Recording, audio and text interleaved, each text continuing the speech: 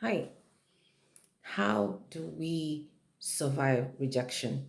We've been on a four-part series on rejection, and we are on the last episode on the series on how to survive rejection.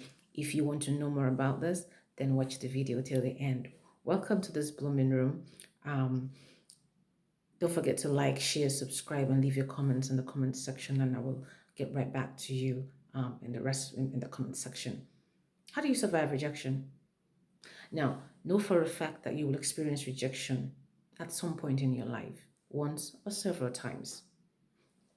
And this rejection can come from your job, it can come from your family, it can come from intimate relationships as well, and it can come from business. Okay? So, knowing this will keep you grounded and will give you a mindset where you will never let yourself get so carried away with life or with fun that you think that you could never get hurt or someone you love will never disappoint you or leave you. Please don't. Rather have a contingency plan. Ask yourself, in the event that this thing or this person that I consider to be particularly very important in my life stops to exist, how can I get around that? That's why it's important to have the right support system in place in the event of eventuality. Okay? True.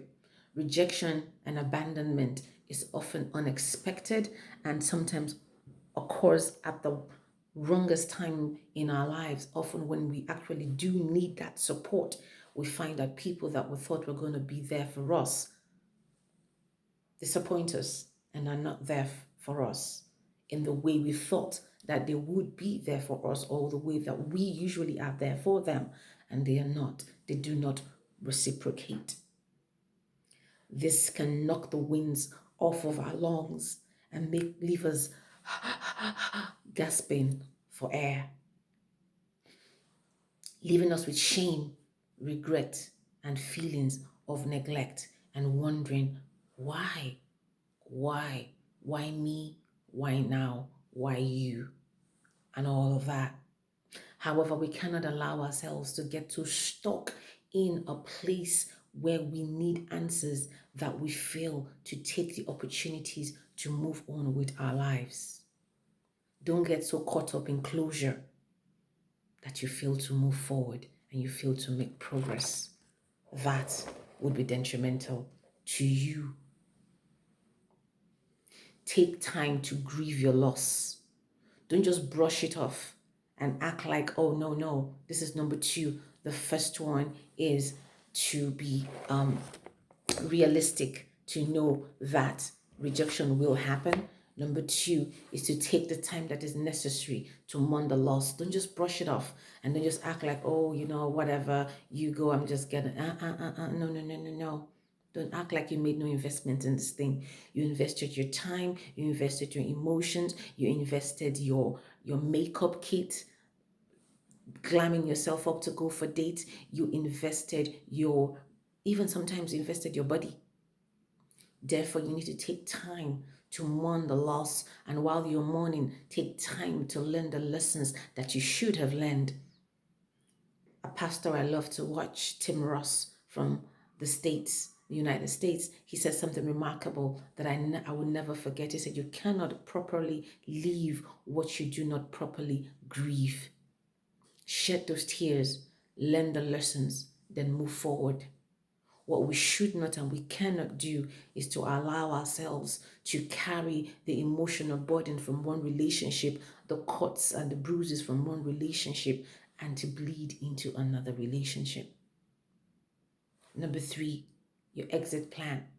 Sometimes it is you who needs to leave that relationship. Oftentimes we wait and wait, even when we know something is not serving us, something is not healthy for us. We linger on because of fear of the unknown. And oftentimes, the person we are managing is the one who pushes us out. But sometimes we cannot afford to find ourselves in that position. Sometimes it is us who needs to cut our losses and pull the plug on that relationship, on that affiliation. You need to know when it's time to put the plug. You need to know when it's time to count your losses. Even Jesus said in the good books, he said, my spirit will not always strive with man. There is a time to wait and linger, and there's a time to go. You got to count your losses. You got to move. Depending on how delicate your situation is, you might need to keep your plans secret. Because the most dangerous part of a relationship, especially a relationship where there was intimacy, the most dangerous part of that relationship is that time when you are planning your exit. If the other person, the other partner gets a wind of it, you might never leave. Sometimes you might never leave with your life. So you need to know how to strategically exit an environment that is not serving you. You deserve life. You deserve love. You are needed. Know that for a fact. That rejection should not break you. Let it, however, redirect you.